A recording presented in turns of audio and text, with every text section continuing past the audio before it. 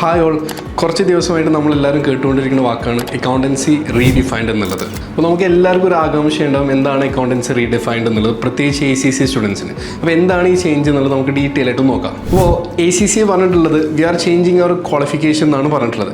അപ്പോൾ എന്താണ് ഈ ക്വാളിഫിക്കേഷനിൽ വന്ന ചേഞ്ച് എന്ന് വെച്ചിട്ടുണ്ടെങ്കിൽ നമുക്ക് നിലവിലുള്ളത് foundation level, skill level, then professional level, ഇങ്ങനെ 3 ലെവൽസാണ്. ഈ ലെവൽസിനെ ഇവർ റീഡിഫൈൻ ചെയ്തിട്ട് പുതിയ പേരുകളാക്കിയിട്ട് നോളജ് ലെവൽ, എക്സ്പെർട്ടൈസ് ലെവൽ, അതേപോലെ തന്നെ strategic professional level. Existing students യാതൊരു രീതിയിലുള്ള പാനിക്കോ ആവണ്ട. ഈ ചേഞ്ചസ് നമുക്ക് വരുന്നത് 2027 ജൂൺ മുതൽ എക്സാം എഴുതുന്ന സ്റ്റുഡൻസിനാണ്. നമുക്കിതിൽ മേജർ ചേഞ്ചസ് എന്താ നോക്കുകയെന്ന് വെച്ചെങ്കിൽ നിലവിൽ നമുക്ക് ഓപ്ഷണൽ പേപ്പേഴ്സിൽ 4 പേപ്പറിൽ 2 എണ്ണം ചെയ്താൽ മതി എന്നാണ്. ഇപ്പോൾ ഇനി പുതിയ വന്ന സിലബസിൽ നമുക്ക് 5 പേപ്പറിൽ 1 പേപ്പർ മാത്രം നമ്മൾ എന്ത് ചെയ്താൽ മതി, എക്സാം എഴുതിയാൽ മതി. 5ാമത്തെ പേപ്പറായിട്ട് ACC ഇൻട്രൊഡ്യൂസ് ചെയ്തിട്ടുള്ളത് ഡാറ്റ സയൻസ് പ്രൊഫഷണൽ എന്നൊരു പുതിയ പേപ്പറാണ്. മറ്റൊരു ചേഞ്ച് എന്ന് വെച്ചിട്ടുണ്ടെങ്കിൽ നമ്മൾ നിലവിൽ ACCയിലെ എക്സാംസ് ഫുള്ള് കഴിഞ്ഞാൽ മാത്രം നമ്മൾ എത്തിക്കൽ മൊഡ്യൂൾ നമ്മൾ ചെയ്താൽ മതി.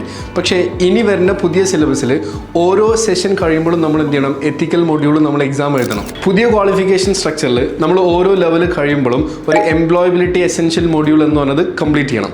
ഓവറോൾ നോക്കുകയെന്ന് വെച്ചെങ്കിൽ എന്തിനാണ് ഇങ്ങനെ ഒരു ചേഞ്ച് ACC കൊണ്ടുവരുന്നതെന്ന് വെച്ചിട്ടുണ്ടെങ്കിൽ നമ്മൾ ക്ലാസ്സിൽ ഗെയിൻ ചെയ്യുന്ന നോളജ് റിയൽ വേൾഡിൽ എങ്ങനെയാണ് നമ്മൾ അപ്ലൈ ചെയ്യുക എന്നും കൂടി നമ്മളെ പഠിപ്പിക്കാൻ വേണ്ടിയിട്ടാണ്. ഇങ്ങനെ ഒരു സ്ട്രക്ചറൽ ചേഞ്ച് എന്തായാലും റിയൽ കോമ്പറ്റേറ്റീവ് വേൾഡിൽ നമുക്ക് നല്ല രീതിയിലൊരു അഡ്വാൻറ്റേജ് ആണ്. Okay, we hope you understand. Thank you.